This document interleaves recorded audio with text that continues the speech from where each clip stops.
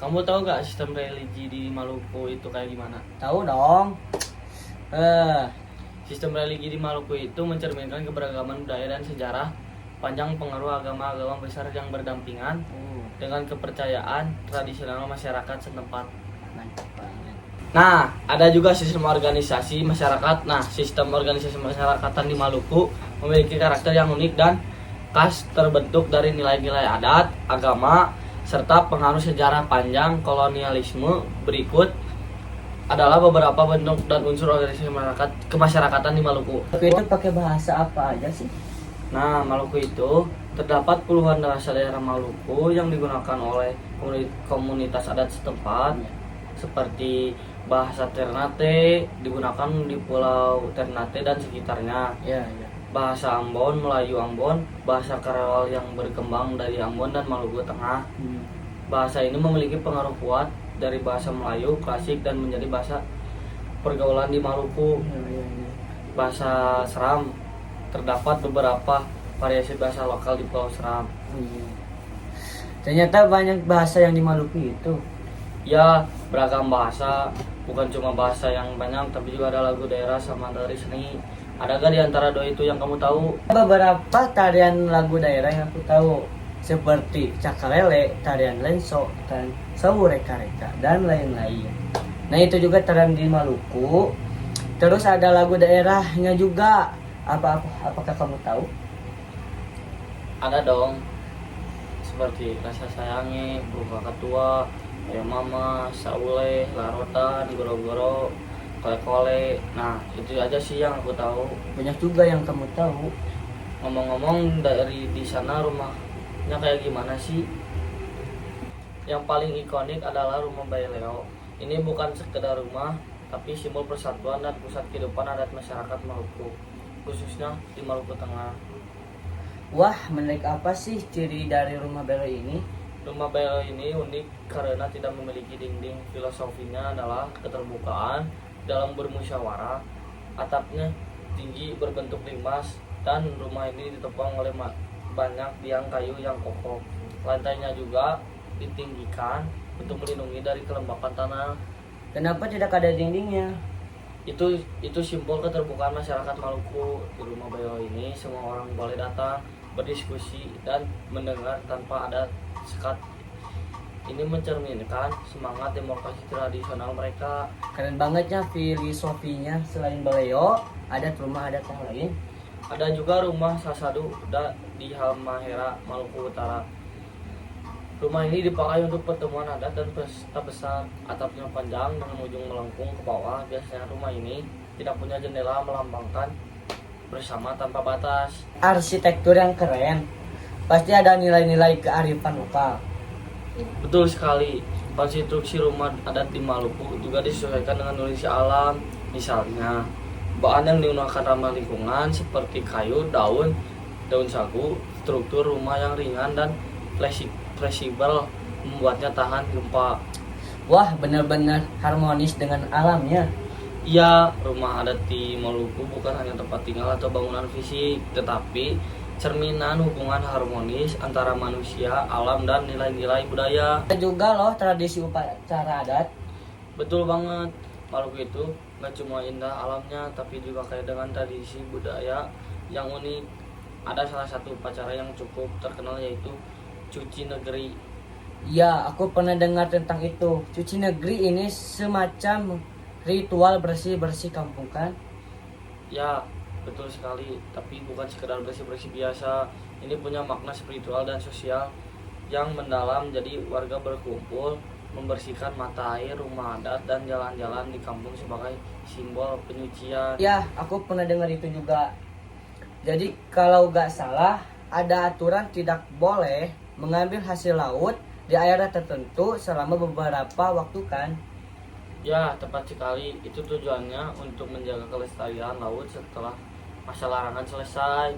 ada upacara pembukaan sasi biasanya disertai doa adat dan pesta rakyat. Keren banget, kearifan lokal yang begini tuh harus dilestarikan ya. Setuju, tapi memang ada tantangan juga dari modernisasi untuk masih banyak komunitas adat di Maluku yang tetap menjaga tradisi ini. Salut banget buat mereka. Tradisi seperti ini bukan cuma ritual, tapi juga punya pesan penting buat menjaga keseimbangan alam. Benar banget.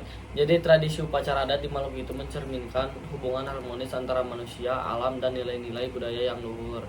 Kamu tahu gak sih suku bangsa di Maluku apa saja? Bisa kasih tahu teman-teman? Boleh banget dong, aku kasih tahu ya. Di Maluku Utara ada suku Ternate dan suku Tidore. Mereka terkenal dengan sejarah kerajaan yang besar pada masa lalu. Wah, pasti budaya mereka dipengaruhi oleh sejarah kerajaan ya. Ya, termasuk dalam hal bahasa, musik tradisional, hingga kuliner. Terus ada suku lain yang menarik di Maluku. Ada suku Kei di Kepulauan Kei. Mereka terkenal dengan sistem adat yang disebut Lafur Ngabal, yang mengatur kehidupan masyarakat berdasarkan nilai-nilai kejujuran dan kedamaian. Wah, keren banget. Jadi sistem hukum adat itu masih berlaku sampai sekarang ya. Masih, meski ada penyesuaian dengan hukum modern. Aku juga dengar ada suku Banda ya.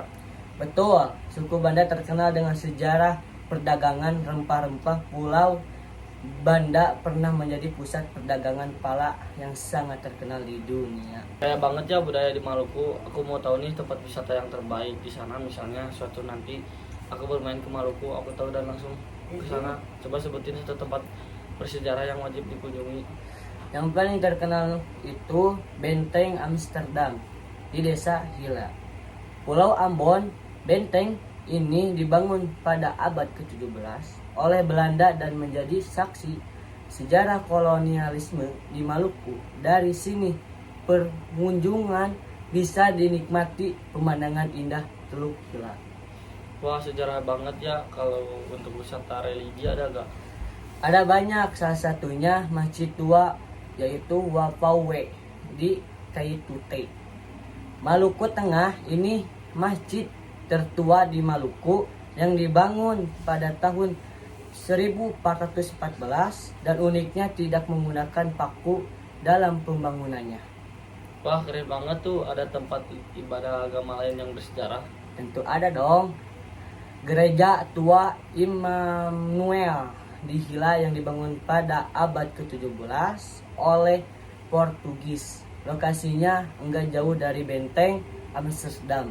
Gereja ini masih berdiri kokoh dan menjadi simbol toleransi di Maluku. Seru banget ya bisa wisata sejarah sekaligus religi di Maluku.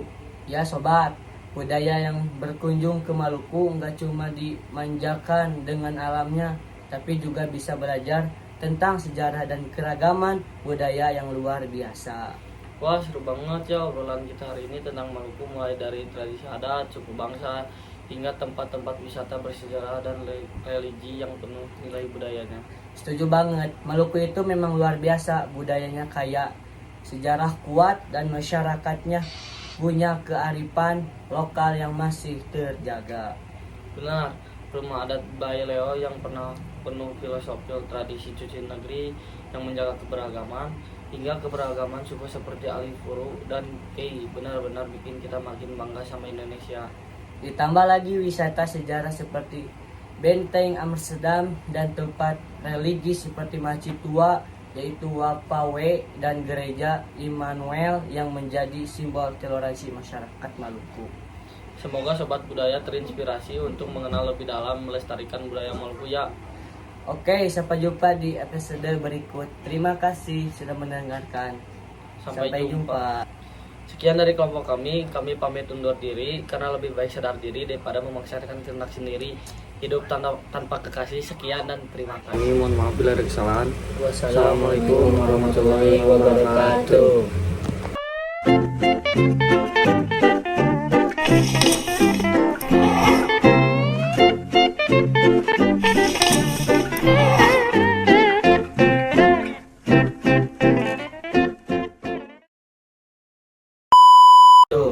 Nah, guys, assalamualaikum. hari ini teman-teman ini selesai.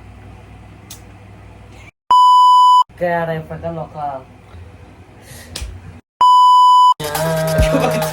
Bumi masih lembut. Kenapa aja?